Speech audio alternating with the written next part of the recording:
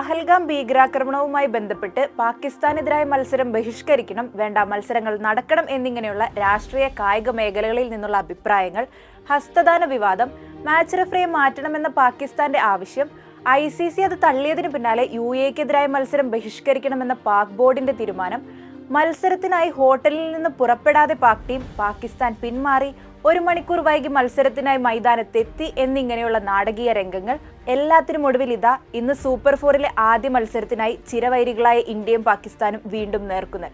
ബുധനാഴ്ച UAE പാകിസ്ഥാൻ പരാജയപ്പെടുത്തിയതോടെയാണ് ഇന്ത്യക്ക് പിന്നാലെ പാകിസ്ഥാനും ഗ്രൂപ്പ് എയിൽ നിന്ന് സൂപ്പർ 4-ലേക്ക് സ്ഥാനമുറപ്പിച്ചത്. അതായത് ടൂർണമെന്റിലെ രണ്ടാമത്തെ ഇന്ത്യ പാക് പോരാട്ടത്തിന് കളമൊരുങ്ങുന്നു. ഇന്ന് രാത്രി 8 മണിക്ക് ദുബായ് ഇന്റർനാഷണൽ സ്റ്റേഡിയത്തിലാണ് മത്സരം നടക്കുക. ഇന്ത്യക്കെതിരായ സൂപ്പർ 4 മത്സരത്തിലും ആൻഡി പൈക്രോഫ്റ്റ് തന്നെയാണ് മാച്ച് റഫറി. ഹസ്തദാന വിവാദത്തിന് ശേഷം ആൻഡി പൈക്രോഫ്റ്റിനെ മാറ്റണമെന്ന ആവശ്യവുമായാണ് പാകിസ്ഥാൻ രംഗത്ത് വന്നത്.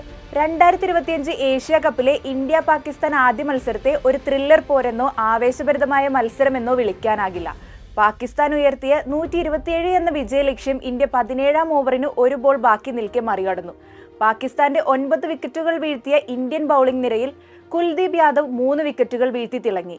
ബാറ്റിംഗ് നിരയിലാകട്ടെ ഇന്ത്യക്കായി ക്യാപ്റ്റൻ സൂര്യകുമാർ യാദവ് 47 റൺസോടെ നോട്ടൌട്ടായി നിന്നു. എന്നാൽ പാകിസ്ഥാൻ മത്സരത്തിൽ നിലയുറപ്പിക്കുന്നതിന് മുൻപ് തന്നെ ഇന്ത്യ എറിഞ്ഞിട്ടു. സാഹിബ് സാദ ഫർഹാൻ, ഷാഹിൻ ഷാ അഫ്രീദി എന്നിവർക്ക് മാത്രമാണ് പാക് നിരയിൽ സ്കോർ ചെയ്യാനായത്.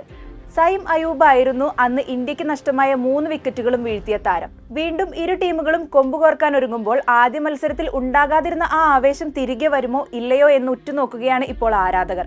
കുഞ്ഞൻ ടീമുകൾ വരെ മത്സരങ്ങൾ ആവേശത്തിന്റെ മുൾമുനയിൽ നിർത്തുമ്പോൾ വമ്പൻ പോരാട്ടങ്ങളെല്ലാം നിസ്സാര മത്സരങ്ങളായി മാറുന്നതിന് സാക്ഷികളാവുകയാണ് ക്രിക്കറ്റ് ലോകം.